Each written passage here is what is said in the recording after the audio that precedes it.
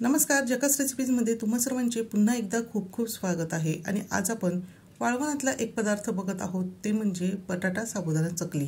ही बनवायला जरी सोपी असली तरी बऱ्याच जणींची ही चकली बिघडते, ते म्हणजे ती लाल होते तर कधी ती अगदीच कडक होते। आज आपण अशी एक पद्धत बघणार आहोत ज्यामुळे ही चकली अजिबात बिघडणार नाही आणि ती परफेक्ट बनणार आहे। त्यासाठी व्हिडिओ तुम्ही अगदी शेवटपर्यंत नक्की बघा। ज्या दिवशी आपल्याला चकली बनवायची आहे त्याच्या आदल्या रात्री आपल्याला साबुदाणा भिजवायचा आहे। हा साबुदाणा भिजवण्याची सुद्धा एक अगदी खास पद्धत आहे। तर इथे मी 2 कप एवढा साबुदाणा घेतलेला आहे आणि वजनी प्रमाण जर बघाल तर पाव किलो एवढा हा साबुदाणा आहे। आता साबुदाणा 2 ते 3 पाण्याने मी स्वच्छ धुवून घेतलेला आहे आणि त्यामध्ये 2 कप साबुदाण्यासाठी 2 कप एवढेच पाणी मी अगदी कडकडीत गरम करून घेतलेले आहे। आणि हे कडकडीत गरम पाणी या साबुदाण्यावर आपल्याला घालून घ्यायचे आहे। त्यानंतर चमच्याने आपण हा साबुदाणा पाण्यामध्ये व्यवस्थित असा मिक्स करून घ्यायचा आहे। यावर घट्ट झाकण ठेवून रात्रभर हा साबुदाणा भिजवायचा आहे। अशा पद्धतीने जर तुम्ही साबुदाणा भिजवला तर तो व्यवस्थित भिजला जातो आणि तो फुलतो सुद्धा। आज मी 1 किलो बटाट्यापासून साबुदाणा बटाटा चकली ही बनवणार आहे। त्यासाठी मी 1 किलो बटाटे घेतलेले आहे। बटाटे घेताना लहान मोठे साईजचे कोणतेही आकाराचे बटाटे इथे वापरले तरी सुद्धा चालणार आहे। बटाटे हे अगदी पटकन शिजावे आणि आतपर्यंत व्यवस्थित शिजले जावे यासाठी मी हे बटाट्यांना व्हिडिओ दाखवल्याप्रमाणे सुरीच्या साहाय्याने खाचा ह्या पाडून घेत आहे। आणि अशाच पद्धतीने बाकीच्या सर्व बटाट्यांना मी तशाच खाचा पाडून घेतलेले आहे। त्यानंतर यामध्ये मी 1 ग्लास पाणी घालून घेतलेले आहे आणि कुकरच्या 3 ते 4 शिट्ट्या घेऊन बटाटे आपल्याला शिजवून घ्यायचे आहे। बटाटे आपले शिजलेले आहेत। कुकर थंड झालेला आहे आणि मी हे बटाटे कुकरमधून बाहेर सुद्धा काढलेले आहे। पण हे बटाटे खूप जास्त प्रमाणात गरम आहे, त्यासाठी हे मी एका प्लेटमध्ये काढून घेणार आहे। इथे आपल्याला बटाटे गार होण्यासाठी अजिबात पाण्यात वगैरे घालायचे नाही। जर आपण हे बटाटे पाण्यात घातले तर अशा वेळेस या बटाट्यांची चव ही बदलते, त्यामुळे आपल्याला असेच हे प्लेटमध्ये थंड होऊ द्यायचे आहे। आता हे बटाटे थंड झाल्यानंतर आपल्याला या बटाट्यांचे साल काढून घ्यायचे आहे। साल काढून घेतलेले बटाटे आता किसणीच्या साहाय्याने किसून घ्यायचे आहे। असे केल्यामुळे बटाट्यामध्ये जाडसर कण ही शिल्लक राहणार नाही आणि चकली बनवताना अगदी चकली व्यवस्थित अशी तयार होईल, म्हणजेच त्यामध्ये कोणतेही जाडसर कण हे अडकून राहणार नाही।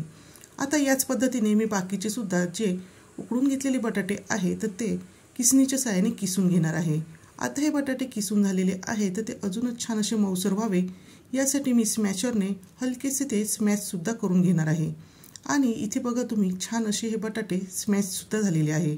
आता त्यानंतर आपण रात्रभर जे साबुदाणे भिजवून घेतलेले होते ते आपल्याला यामध्ये घालून घ्यायचे आहे। तर तुम्ही बघू शकतात आपण खिचडीसाठी जे साबुदाणे भिजवतो त्यापेक्षा सुद्धा हे साबुदाणे जास्त मोठ्या प्रमाणात फुललेले आहेत आणि अशाच पद्धतीचे साबुदाणे आपल्याला या साबुदाणा बटाटा चकलीसाठी हवे आहेत।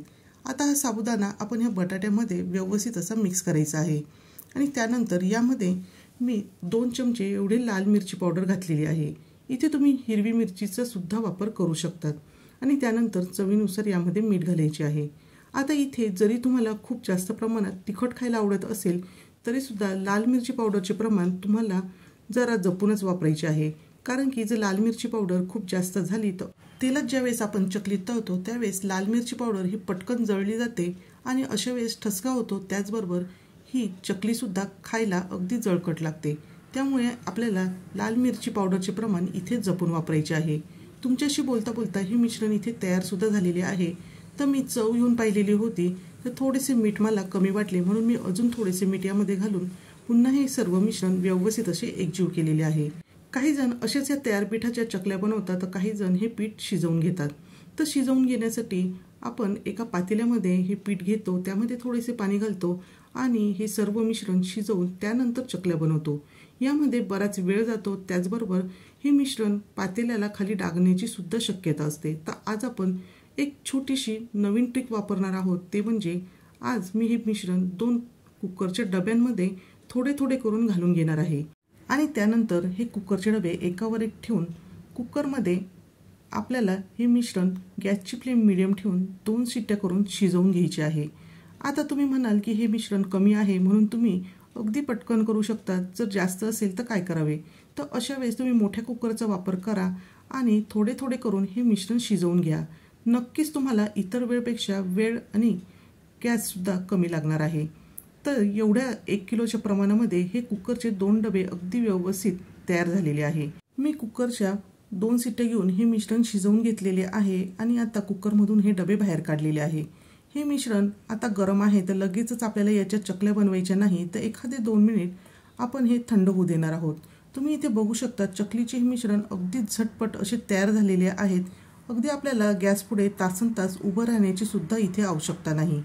हलकेसे मिश्रण थंड झाल्यानंतर आपण चकलीच्या सोऱ्यामध्ये हे मिश्रण घालून घ्यायचे आहे आणि इथे तुम्ही बघू शकता चकलीची चाळणी इथे मी या सोऱ्याला लावून घेतलेली आहे।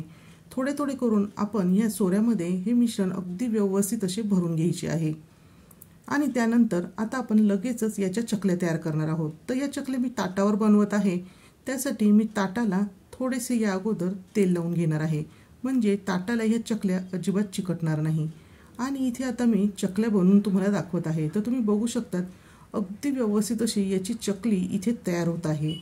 अशी साबुदाणा बटाटा चकली जर तुम्ही पहिल्यांदा सुद्धा बनवत असाल तरी सुद्धा ती परफेक्ट होणार आहे, कारण की यामध्ये तुम्हाला मी अगदी अचूक प्रमाण सांगितलेले आहे आणि अगदी साधी सोपी पद्धत सांगितलेली आहे, त्यामुळे चकली बिघडण्याचे अजिबात कारणच नाही।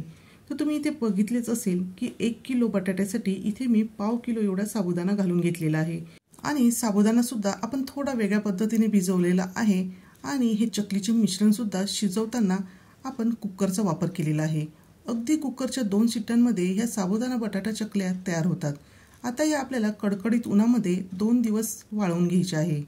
आता ही साबुदाणा बटाटा चकली व्यवस्थित वाळली आहे, तुम्ही बघू शकता याला रंग छान आलेला आहे, दिसायला या सुंदर दिसत आहे। तर त्या आपण लगेचच तळून सुद्धा बघणार आहोत। तेल आपल्याला व्यवस्थित गरम करून घ्यायचे आहे आणि तेल पूर्णपणे गरम झाल्यानंतर गॅसची फ्लेम मीडियम करायची आहे आणि आता आपण ह्या चकल्या ह्या तेलात सोडून घेतलेल्या आहे।